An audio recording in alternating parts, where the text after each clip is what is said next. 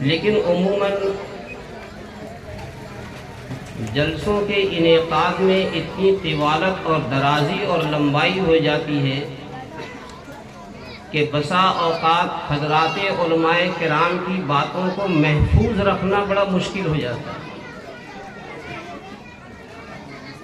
اس لیے میرا اپنا مزاج تو یہ ہے کہ محدود طریقے سے باتیں کی جائیں، چند باتیں کی جائیں اور ان باتوں کو عملی جامہ پہنایا جائے، اپنی زندگی میں عمل کے اعتبار سے ان کو پیدا کرنے کی کوشش کی جائے۔ اگر اس میں آپ کامیاب ہوں گے تو بلا شبہ ہم اور آپ کہنے کے مستحق ہوں گے کہ جلسہ بڑا کامیاب ہوا، اور اگر بہت دیر تک ہمارا پروگرام چلتا رہا اور ہماری عملی زندگی میں کچھ بھی فرق پیدا نہ ہوا تو جلسے کی کامیابی وقت کے اعتبار سے درازی اور لمبائی کا لحاظ اس کے اندر نہیں ہوتا۔ اس لیے کوشش اس بات کی ہونی چاہیے، مجھے بھی وقت دیا گیا تھا کہ 9:30 بجے آپ کی بات شروع ہوگی، 10 بج گئے۔ میں اس طرح کی باتوں کا میرا اپنا مزاج یہ ہے کہ میں اس کے موافق نہیں۔ وقت کا خاص لحاظ رکھنا چاہیے کہ وقت بہت قیمتی، بہت ہی قیمتی چیز۔ ہم نے وقت دے دیا کہ 11 بجے تک پروگرام ہوگا اور 11 سے 11:30 اور 12 تک ہم لے گئے۔ بہت سارے حاضرین مجلس ایسے ہوتے ہیں جو اپنے کام کی ترتیب بنا کر آئے ہوئے ہوتے ہیں کہ 11 بجے ہم آ جائیں گے اور فلاں کام ہمیں کرنا ہے، وہ بیچارہ تو رہ گیا۔ اس لیے کسی بھی مجلس، بھائی دیکھو آواز بہت تیز ہے، بھائی آواز کم کرو، آواز کم رہنی چاہیے کیونکہ رات کا وقت ہے۔ اور ابھی کل میں نے جمعے میں یہی بات کہی، کل جمعے میں نے اپنی مسجد میں، جامع مسجد میں یہی بات کہی کہ دور تک آواز جاتی ہے اور پڑوسی کا پاس و لحاظ نہیں ہو پاتا۔ بیچارے بہت ایسے ہوتے ہیں جو مریض ہوتے ہیں، سخت آواز اور تیز آواز کا وہ تحمل نہیں کر پاتے۔ اپنی ذات سے کوئی تکلیف پہنچانے کا انداز نہیں ہونا چاہیے۔ ہماری آواز کا بلند ہونا یہ بھی اس کے مترادف اور اس کے برابر ہے۔ بہرحال قابل مبارکباد ہیں آپ حضرات، اہل محلہ اور ذمہ داران مجلس جو منعقد کرنے والے کہ ایسی شاندار مجلس منعقد کی اور آپ حضرات اس کی زینت بنے ہوئے ہیں۔ ہمارا ہر لمحہ اللہ کے نزدیک قابل قبول ہو، دلی دعائیں ہمارے آپ کے ساتھ ہماری ہیں۔ قرآن کریم کی ایک آیت کریمہ میں نے پڑھی، سبھی جانتے ہیں، چھوٹے بچوں کو بھی یاد، الہاکم التکاثر حتی زرتم المقابر، ایک مختصر سی آیت کریمہ، لیکن آیت کریمہ نے ہمارے ذہنوں کو جھنجھوڑا ہے، ہماری طبیعت اور ہمارے مزاج کو متنبہ کیا ہے، باخبر کیا ہے۔ کس اعتبار سے؟ اسی اعتبار سے کہ جو ہماری اور آپ کی رات و دن کی کوششیں چل رہی ہیں اور اسی میں ہم منہمک ہیں، ملوث ہیں، اس کے اعتبار سے ہمیں متنبہ کیا ہے کہ انسان غور کر کہ تو رات و دن کی محنت اور جد و جہد کر کے مال اکٹھا کر رہا ہے، مال جمع کر رہا ہے، ساری چیزیں اکٹھی کی جا رہی ہیں اور انہی میں تو مست ہے، یہاں تک کہ تو قبر کے گڑھے سے جا ملے گا۔ قرآن کریم نے ہمارے ذہنوں کو مبذول کیا، الہاکم التکاثر، تمہیں دنیاوی مال و زر کی کثرت و بہتات نے اللہ سے بے خبر کر رکھا ہے۔ کوئی آ کر اچانک ہمارے ذہن پر دستک دے اور آ کر کے ہمارے کان پہ یہ بات کہے اور ہمارے سامنے اس بات کو پیش کرے کہ تو رات و دن دنیاوی مال و زر کے جمع کرنے میں تو لگا ہوا ہے اور اسی کے اندر ملوث ہے اور منہمک ہے، تجھے آخرت یاد نہیں آتی، ذہن پہ بڑا زور پڑے گا، بھی کہنے والا کیا کہہ رہا۔ قرآن کریم کی آیت کریمہ کی تلاوت کرو اور آیت کریمہ کے معانی اور مطالب میں غور و خوض کرو، اس کی تفسیر کو دیکھو، قرآن عزیز کہہ کیا رہا، الہاکم التکاثر حتی زرتم المقابر، اور وہ قبر کوئی دور نہیں ہے۔ مال و زر کی کثرت و بہتات نے تجھے بے خبر رکھا ہے، تو قبر کے گڑھے سے جا ملے گا، اور موت بالکل سر پہ سوار اب آئی، زندگی کا کچھ بھی پتہ نہیں، کوئی ٹھکانہ نہیں۔ ابھی جہاں میں رہتا ہوں وہاں سے بھی فون آیا دوپہر کے وقت، ایک نوجوان نہیں، ادھیڑ عمر کا شخص، اچھی صحت و تندرستی کا مالک، ساری چیزیں، صبح فجر کے بعد اس نے گشت میں شرکت کی، لوگوں سے ملاقاتیں کی، سارے کام کیے، جماعت آئی ان کا استقبال کیا، جہاں تک ہو اس کی خدمت کی، رات بیٹھا بیٹھا وہ سوچا کہ تلاوت کروں، رات کے 12 بجے تک تلاوت کرتا رہا، دل کی دھڑکن تیز ہوئی، ختم ہو گئے، سارے کام کیے، اچھے کام انجام دیے۔ اللہ کسی کو ایسے کام کی توفیق دیتا ہے۔ دنیا میں زندگی گزارنے میں سارے شریک ہوتے ہیں، کسی کی موت آتی ہے، جی ہاں، تلاوت کلام اللہ کرتا کرتا وہ دنیا سے رخصت ہوتا ہے۔ ابھی چند روز پہلے مجھ سے ملاقات کی، میرے مدرسے میں آیا، کافی دیر بیٹھا رہا، ساری خیر خیریت سب کوئی، اور آج فون آیا کہ ابو کا تو انتقال ہو گیا۔ قرآن کریم کہہ رہا الہاکم التکاثر، دنیا میں تو مشغول ہو کر کے بے خبر ہے، دیکھ تیرے سامنے ایسی موت ہم ڈال کر کے تو یہ متنبع کر رہے ہیں کہ انسان کی موت آتی ہے، یوں آ جاتی ہے پلک جھپکنے کے برابر، انسان محسوس نہیں کر سکتا۔ اس لیے بزرگوں، کامیاب زندگی انسان کی وہی ہے جو دنیا کے تمام تر مشاغل میں رہنے کے باوجود اپنے معبود حقیقی کو فراموش نہ کرے۔ ایک صحابی ہے، جلیل القدر صحابی، حضرت ابو ذر رضی اللہ تعالیٰ عنہ، بڑے اونچے درجے کے صحابی، حضرت ابو ذر رضی اللہ تعالیٰ عنہ کہتے ہیں کہ دخلت علی رسول اللہ صلی اللہ علیہ وسلم فقلت یا رسول اللہ اوصنی۔ حضرت ابو ذر رضی اللہ تعالیٰ عنہ نبی پاک صلی اللہ تعالیٰ علیہ وسلم کے خدمت میں حاضر ہوئے اور حاضر ہو کر کے یہ عرض کیا کہ اللہ کے رسول مجھے کچھ وصیت فرما دیجیے۔ حضرت ابو ذر اوصنی یا رسول اللہ، اے اللہ کے رسول مجھے کچھ نصیحت فرما دیجیے، کچھ وصیت فرما دیجیے، کچھ تاکید فرما دیجیے، میری اصلاح فرما دیجیے۔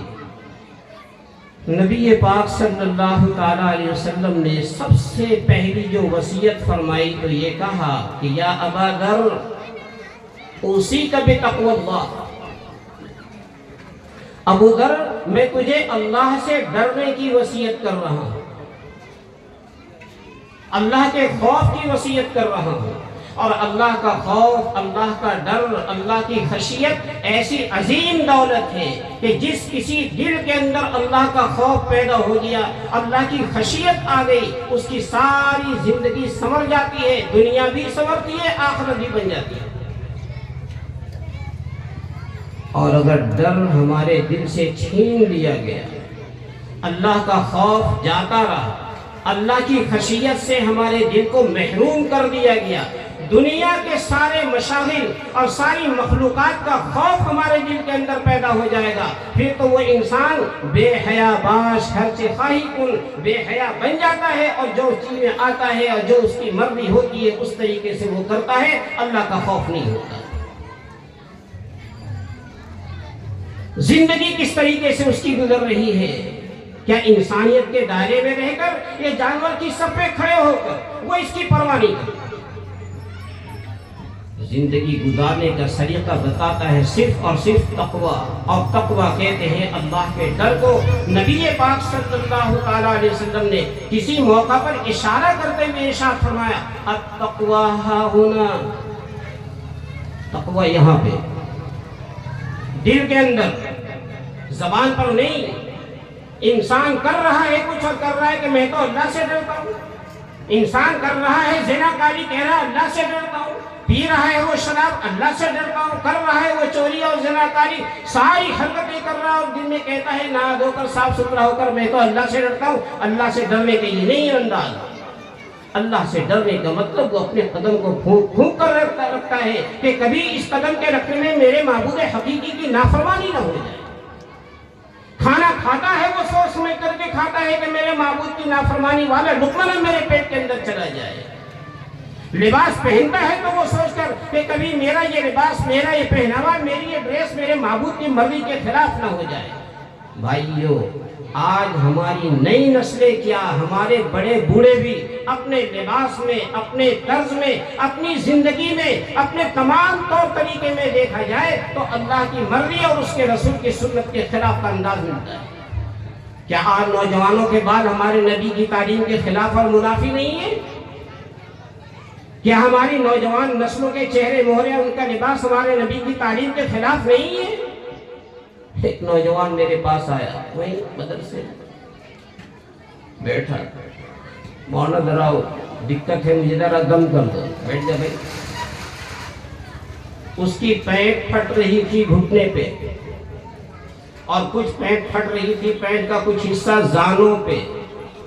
تو میں نے اس سے پوچھا کہ میرے بھائی یہ تیری پینٹ کیوں پھٹ گئی بھائی؟ تو اس کا دوست اسے لے کر کے آیا تو وہ کہتا کہ مولانا نیا ڈیزائن ہے، یہ پینٹ پھٹی نہیں اتفاقاً، یہ نیا طرز ہے۔ خدا کی قسم ہمارے نبی نے کبھی بھی ایسی عریانیت اور رنگے پن کے لباس کی تعلیم نہیں دی۔ ایسا لباس جو ہمیں ننگا کر دے، ایسی فیشن جو ہمیں عریانیت کے اندر راستے پر لا کر کے کھڑا کر دے۔ نبی پاک صلی اللہ تعالیٰ علیہ وسلم نے کسی موقع پر فرمایا کہ رب کاسیۃ عاریۃ فی الدنیا، بعض ایسے کپڑے پہننے والے ہیں جو دنیا کے اندر ننگے ہیں۔ آج وہ فیشن میں ایسی پینٹ پہنا ہوا ہے مگر وہ ننگا ہو کر کے ہمارے سامنے آ رہا ہے۔ نہیں کہا جا سکتا کہ وہ لباس کے اندر ملبوس ہے، نہیں کہا جا سکتا۔ صحابہ ایک ایک انداز کو دیکھتے تھے، ایک ایک طریقوں کے دیکھتے تھے۔ ہمارے نبی کا لباس کیسا، ہمارے نبی کے بال مبارک کیسے، ہمارے نبی کا چہرہ مہرہ کیسا، ہمارے نبی کا انداز کیسا، آپ سو رہے ہیں کس انداز سے، جاگ رہے ہیں کس طریقے سے، کھانا کھا رہے ہیں تو آپ کا انداز کیا ہے، آپ راستے پہ چل رہے ہیں تو آپ کا طریقہ کیا ہے۔ ہمارے نبی کی وہ خصوصیت کہ کسی اور نبی کی زندگی کے احوال حدیث کریمہ میں اس طریقے سے مرقوم و محفوظ نہیں ہے جس طریقے سے ہمارے نبی کی پیدائش سے لے کر اور آخری دن تک سارے کے سارے انداز احادیث کریمہ میں موجود ہیں۔ صرف ہمارے نبی کی شان، اور کسی نبی آپ کھول کر کے دیکھو کہ حضرت موسیٰ علیہ السلام کے احوال پورے کے پورے مل جائیں، حضرت نوح علیہ السلام کے مل جائیں، حضرت آدم کے مل جائیں، حضرت لوط کے مل جائیں، ابراہیم و اسماعیل، جی نہیں، صرف نبی آخر الزمان صلی اللہ تعالیٰ علیہ وسلم کی خصوصیت کہ صحابہ نے آپ کے تمام طور طریقے آپ کے انداز بھی نقل کیے ہیں۔ حضور دیکھ رہے ہیں کس انداز سے، حضور بول رہے ہیں تو کس انداز سے، حضور مسکرا رہے ہیں تو کس انداز سے، آپ کی مسکراہٹ کا انداز کیا ہے، سارے انداز محفوظ ہیں بزرگوں۔ اس لیے ضرورت آج اس بات کی ہے ہم اپنے نوجوان نسلوں کو بیدار کریں، انہیں شریعت اسلامیہ کے دائرے میں رہ کر کے زندگی گزارنے کے طور طریقے بتائیں۔ یہ مجلس کا منعقد ہونا اسی مقصد اور اسی غرض کے تحت، یہی اصلاح معاشرہ۔ اور ہم نے سننے کے بعد ساری تفصیل، ہاں فلاں مولانا صاحب بہت اچھا بیان کر رہے ہیں، فلاں واقعی کیا آواز تھی ان کی، فلاں صاحب کیا چیخ رہے، کیا چلا۔ میرے بھیا یہ جلسے کا کامیاب ہونا نہیں ہے، اور ہمارا اور آپ کا یہاں پر جمع ہونا اور وقت کا لگانا اس مقصد کے تحت نہیں۔ مقصد تو ہمارا یہ ہونا چاہیے کہ علماء کرام کی جو باتیں ہمارے سامنے آئیں، جو ہمارے نبی کے پیغامات کو ہمارے سامنے پیش کریں، ہم اپنی عملی زندگی میں ان باتوں کو پیدا کرنے کی کوشش کریں گے۔ اس لیے ہمارا ہر طور، ہمارا ہر طریقہ، ہمارا لباس، ہمارا پہنا، سارے کے سارے انداز ہمارے نبی کی تعلیم کے مطابق ہونے چاہیے۔ نبی کھانا کس طریقے سے کھاتے تھے؟ ایک صاحب دیکھو، بہت دفعہ جہالت کی بنیاد پر، ناواقفیت کی بنیاد پر، نہ معلوم ہونے کی بنیاد پر ایک انسان ایک طریقے کو گڑھ لیتا اور کہتا ہے کہ یہ سنت ہے۔ تحقیق کرنے سے معلوم ہوتا ہے کہ سنت کا دور دور تک اسلام کا سنت سے تعلق نہیں ہے۔ اب یہ ایسا بھی ہوتا ہے، کیوں کر رہا ہے بیچارہ؟ نواقفیت کی بنیاد پر۔ جماعت میں مقدس، جماعت کا کام مقدس کام، جماعت میں چلا گیا بیچارہ دین سیکھنے کے لیے، لیکن لوٹ پھیر کر کے ایسا آیا تو اس کی زندگی میں کوئی تبدیلی پیدا نہیں ہوئی۔ کیا سیکھ کر آیا پھر؟ اب تو آ کر کے اپنے مگن میں اور مستی میں کہے گا کہ میں تو اللہ کے راستے میں گیا تھا، جماعت میں وقت، میرے بھائی سیکھ کر کے آیا، حاصل کر کے کیا آیا؟ ابھی نظام الدین میں میرے کچھ احباب ڈائریکٹری جامع مسجد کی جماعت کی، ماشاءاللہ اتفاقاً ملاقات ہو گئی، بڑی طبیعت خوش ہے۔ میں بھی مغرب کی نماز پڑھنے کے لیے گیا، وہیں پر جماعت کے ساتھی مل گئے، بڑی بڑی مسرت ہوئی۔ اللہ تعالیٰ ان کی نقل و حرکت کو اور ان کے وقت کے لگانے کو قبول فرمائے، مزید محنت کی توفیق عطا فرمائے۔ طبیعت بہت خوش ہوئی۔ آج نئی نسلوں کو سدھارنے کے لیے کہ جو نئی نسلیں مدرسے اور مکتب کے اندر نہیں جا سکتی، اللہ نے اس امت کے لیے بہترین یہ کام دیا ہے بزرگوں، بہترین کام۔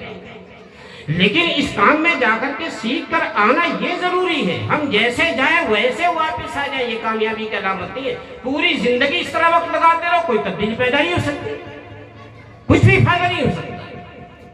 اس لیے جا کر سیکھنا اور سکھانا اور دوسروں کو بتانا اور اپنے عملی زندگی میں ان باتوں کو اتارنا اشد ضروری، انتہائی ضروری، بہت ضروری ہے۔ تو نبی پاک صلی اللہ تعالیٰ علیہ وسلم نے حضرت ابو ذر رضی اللہ تعالیٰ عنہ کو سب سے پہلی جو نصیحت فرمائی تو یہ فرمایا کہ اوصیک بتقوی اللہ، اللہ سے ڈرنے کی میں تجھے وصیت کر رہا ہوں۔ اب جس قلب کے اندر، جس دل میں اللہ کا تقوی اور اللہ کی خشیت اور اس کا خوف پیدا ہوگا، اس کی زندگی یقینی طور پر سدھر جائے گی، سنور جائے گی۔ لیکن آج افسوس، صد افسوس، آپ زندگی کے کسی بھی پہلو کو ذرا کھنگال کر دیکھیں اور اس کی تحقیق کریں تو انسانوں کی اکثریت اس کے اندر فیل نظر آتی ہے۔ میں ایک مثال دوں، صرف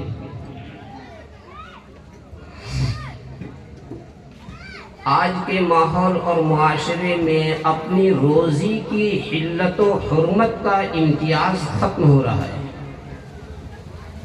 صرف ایک مثال دوں، ہماری بدحالی کی ایک مثال، اور یہ عزم مصمم کر لو کہ میرے بعد بھی اور پہلے بھی حضرت مولانا کا بیان ہوا، میرے بعد بھی اور مولانا تشریف لائے، جو باتیں یہ علماء کرام پیش کریں آپ سنیں، انہیں اپنی زندگی میں پیدا کرنے کی کوشش کرنا بزرگوں۔ ہماری اور آپ کی کوشش سے ہی کچھ بات بنے گی، اللہ کی توفیق شامل حال ہوگی۔ ہم یہ ہاتھ پہ ہاتھ بیٹھے رہیں اور سوچیں کہ ہماری زندگی بدل جائے گی، ایسا نہیں، ایسا نہیں۔ تو میں ایک مثال دوں، روزی کے سلسلے میں آج لوگوں کی اکثریت حلت و حرمت کے امتیاز اور فرق کو فراموش کیے ہوئے۔ مثلا میرے صاحب نظام الدین ایک دفعہ میں پہنچا، چند سال پہلے کی بات، سمجھو دو آدمی ایک دکان میں بحث کر رہے تھے اور لڑائی کی شکل تھی، دو آدمی، اور دونوں ماشاءاللہ نے بظاہر، تو میں مہمان کے طریقے سے تھا، میرے ساتھ ایک استاد اور تھے مدرسے کے، ہم دونوں گئے تو جا کر کے سنتے رہے، ان کا کچھ لین دین کا معاملہ تھا۔ تو میں نے ایک کو سمجھاتے ہوئے کسی طریقے سے خاموش کیا، ان کو بھی کہ آپ جاؤ سامنے مرکز سے بیٹھ جاؤ آپ وہاں بیٹھو، بیان چل رہا ہے، جاؤ بیٹھو۔ دوسرا جو دکاندار تھا، دکان کا مالک، اس سے پھر میں نے تسلی سے پوچھا کہ بھائی بات کیا ہے؟ تو اس نے کہا کہ مولانا اس نے ایک بڑی موٹی رقم دی، میں اس سے انکار نہیں کرتا، اور اس رقم میں دو تین آدمیوں کو گواہ کے طریقے سے شریک بھی کیا، اس سے بھی میں انکار نہیں کرتا، لیکن اس نے مجھ سے صاف طریقے سے معاملہ طے کیا کہ میں اتنی رقم دے رہا ہوں اور ہر مہینے تو مجھے اتنے پیسے دے دیا کر، اور جب میں چاہوں تو یہ پوری کی پوری رقم اس سے لے کر کے معاملے سے میں الگ ہو جاؤں گا۔ کیا مطلب؟ سود کا معاملہ کیا، 50 لاکھ روپے میرے تیرے پاس ہیں، تو تجارت کر اور ہر مہینے تجھے 10,000 روپے مجھے دینے ہیں، اور یہ 50 لاکھ روپے جب میں چاہوں تو اس سے واپس لے کر کے چلا جاؤں، اور میں تجھ سے تیرے معاملے سے الگ ہو جاؤں گا، اور ہر مہینے 10,000 روپے مجھے دینے پڑیں گے، خالص سود کا معاملہ۔ اور کہاں کیا اس نے معاملہ طے؟ خانہ کعبہ کے حرم میں بیٹھ، وہ حرم مقدس کے جہاں پر انسان اپنی تقدیروں کو اللہ تعالیٰ سے صحیح کروانے اور اپنے اعمال کی درستگی کرانے کے لیے سارا مال و زر قربان کر کے انسان پہنچتا ہے، ایک بندے مومن وہاں کے تقدس کا احترام کرتے ہوئے اور وہاں کی زیارت کو سعادت سمجھتے ہوئے جاتا ہے، وہاں کم وقت کے زمانہ بیٹھ کر کے یہ خانہ کعبہ سامنے نظروں کے موجود ہے اور سود کا معاملہ طے کر رہا ہے، دعا کر رہا ہے، اے اللہ دعا قبول کر، اے اللہ رزق دے دے، یہ اللہ فلاں کر دے۔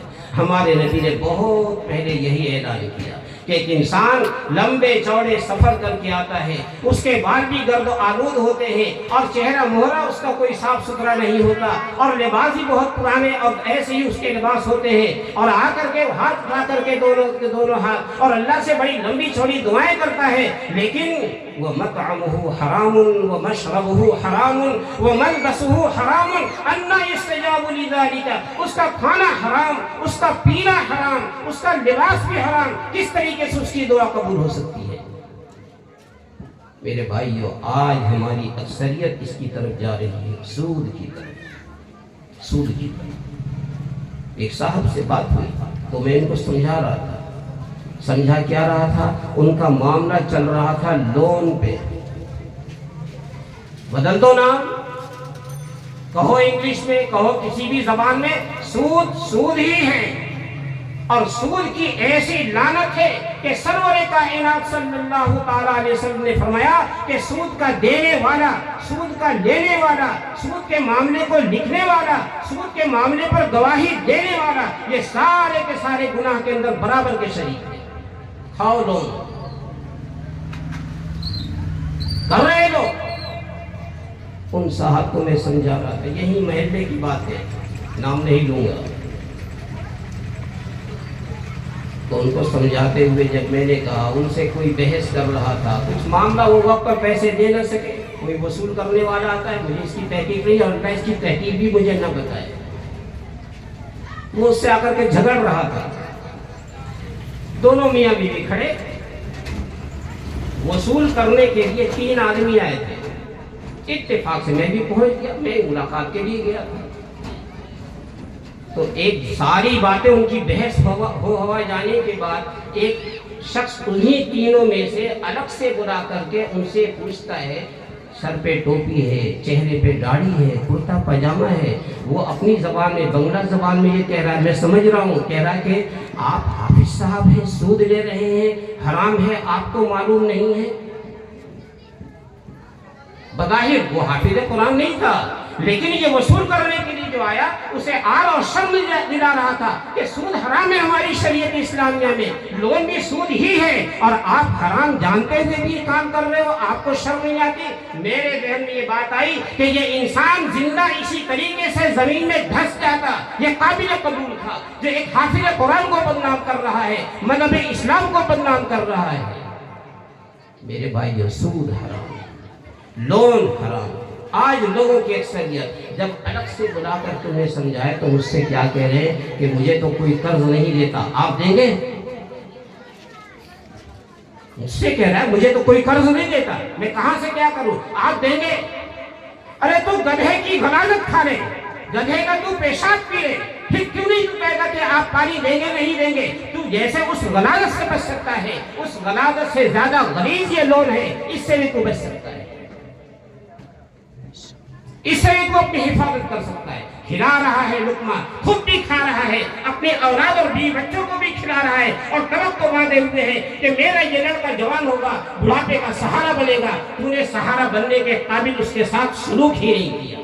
یاد رکھنا، جیسا رزق ڈالو گے اولاد کے پیٹ میں، اپنے بیوی بچوں کے پیٹ میں، ایسی ان کی نشو و نما ہوگی، اور تمہارے ساتھ سلوک بھی ایسا ہی ہوگا۔ سلوک کی ایک مثال دوں میں، ماں باپ کے ساتھ سلوک کی ایک مثال۔ آج ماں باپ کی اکثریت بھی روتی پھرتی ہے کہ بچہ کہنا نہیں مانتا، بیٹا کہنا نہیں مانتا۔ میں صرف ایک مثال، بہت سارے حالات آتے ہیں بزرگوں نظروں کے سامنے، دیکھ کے بڑا افسوس ہوتا ہے، کریں کیا کریں۔ ایک بوڑھا باپ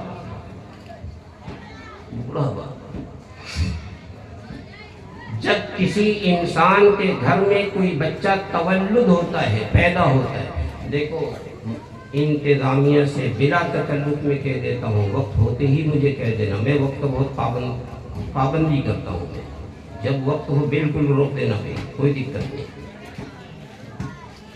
جب کسی کے گھر میں لڑکا پیدا ہوتا ہے، ہر ماں باپ خوشی محسوس کرتے ہیں، یہ اللہ نے بیٹا دیا، اور خوشی اتنی خوشی محسوس کرتے ہیں کہ مٹھائیاں بھی تقسیم ہوتی ہیں، سبھی خوشیاں مناتے ہیں، مٹھائیاں بھی تقسیم ہوتی ہیں، اور خوشی اتنی خوشی ہوتی ہے کہ نہ جانے اس بچے کے آنے کی خوشی میں شریعت اسلامیہ کے منافی بہت ساری حرکتیں بھی ہم سے ہو جاتی ہیں۔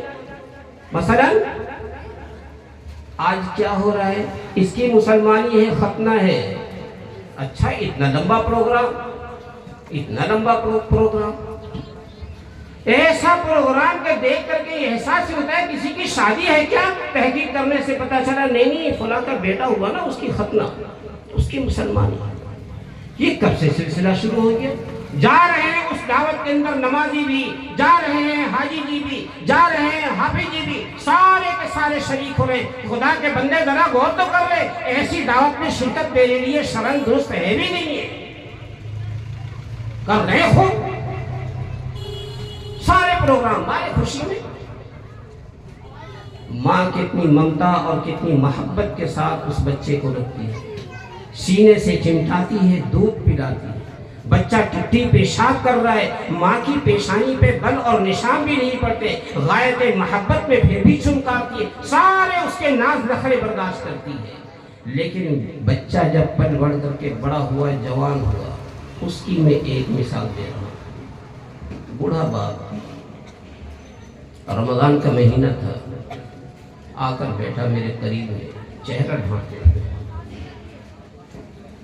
تو میں نے اس سے پوچھ دیا کہ اس کا نام لے کر استخار میں خیریت تو ہے؟ خاموش، بھائی طبیعت تو ٹھیک ہے، کیسے؟ بس اتنا دو چار جملے میرے کہنے تھے، زاروں قطار رونے لگا۔ بھائی کیا بات ہے بھائی، کیا ماجرا؟ اس نے دھیرے سے رومال ہٹایا تو چہرے پہ سیاہ نشان، کالے نشان نیلا پڑا ہوا تھا جگہ جگہ۔ کیسے گر گئے بھائی، کیا ہوا، ایکسیڈنٹ ہوا؟ نہیں مولانا، رات میرے بڑے لڑکے نے میری پٹائی کی، میرے بڑے لڑکے نے میری پٹائی کی، اور اس قدر رٹایا مجھے، اس قدر رٹایا کہ شرم کی وجہ سے میں تمہارے آنا نہیں چاہتا تھا، لیکن بہت مجبور ہو کر کے میں آیا کہ 3 روز سے اس کی بحث چل رہی ہے میری اور اس کی۔ مولانا میں روزے سے 3 دن تک روزے سے ہوں، اور سوائے پانی کے یاد رکھنا کہ میں مدرسے میں بیٹھ کر کے ہوں، پانی کے علاوہ کوئی چیز میں نے کھائی نہیں ہے۔ کس نے کیا سلوک؟ بیٹے نے کیا باپ کے ساتھ۔ بھائیو، ہم اپنی اولاد کی پرورش کا فکر کریں، اور اس بات کا بھی فکر کریں کہ اس کے پیٹ کے اندر کیسا لقمہ ہم داخل کر رہے ہیں، ڈال رہے ہیں، کیسے رزق کے ذریعے ہم اس کی پرورش کر رہے ہیں۔ اگر حرام رزق کے ذریعہ تو اس سے اچھی توقع اور امید مت رکھنا۔ ایسا ہی سلوک اولاد کرے گی جس طریقے سے اس باپ کے ساتھ بیٹے نے کیا۔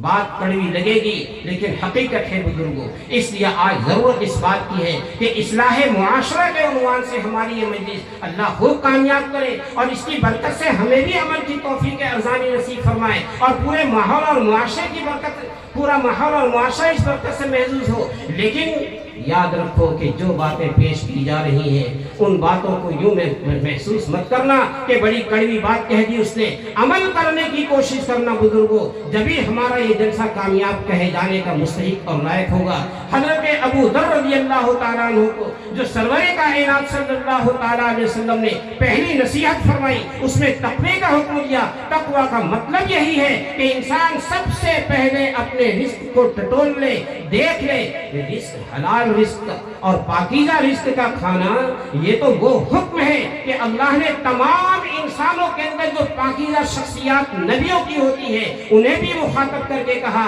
یا ایھا الرسل کلوا من الطیبات واعملوا صالحا، اے رسولو پاکیزہ رزق کھانا اور نیک عمل کرتے رہنا، اور اسی بات کا حکم ہمیں بھی ہے، اے ایمان والو پاکیزہ رزق کھانا اور اللہ کی عبادت کرتے رہنا۔ اس لیے اولین فریضہ ہمارا یہ ہے کہ ہم اپنے رزق کے بارے میں خوب محتاط طریقے سے رہے، خوب ٹٹولتے ہوئے دیکھتے، کبھی ایسا نہ ہو کہ مبادا حرام کے ذریعے ہماری پرورش ہوتی رہے اور اپنے اولاد کی پرورش ہم کرتے رہے ہوں اور اس سے توقع باندھے ہوئے ہوں، کبھی عین موقع پر وہ بچہ ہمارے ساتھ ایسا سلوک نہ کر بیٹھے۔ یہ پہلی تاکید، اور یہ ایسا عمل ہے قرآن کریم میں جب آپ تلاوت کرو گے تو تلاوت کرتے ہوئے دیکھو گے 15ویں پارے میں جا کر کے ایک لفظ بڑے موٹے الفاظ میں لکھا ہوا ہے وَلْيَتَلَطَّفْ،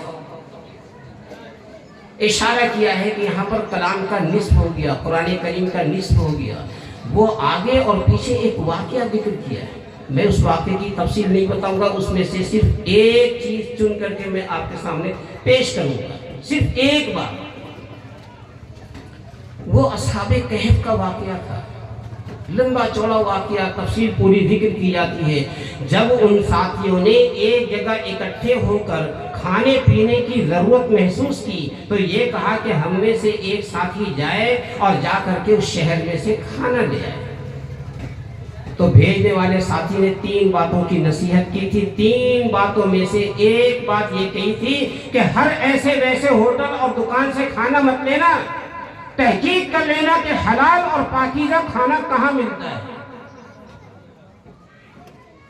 ہر ایسے ویسے ہوٹل سے مت لینا، دکان سے مت لینا، خوب اچھی طرح گھوم پھر کر کے تحقیق کر لینا کہ حلال اور پاکیزہ کھانا کہاں ملتا ہے، وہیں سے کھانا لینا۔ کیا مطلب؟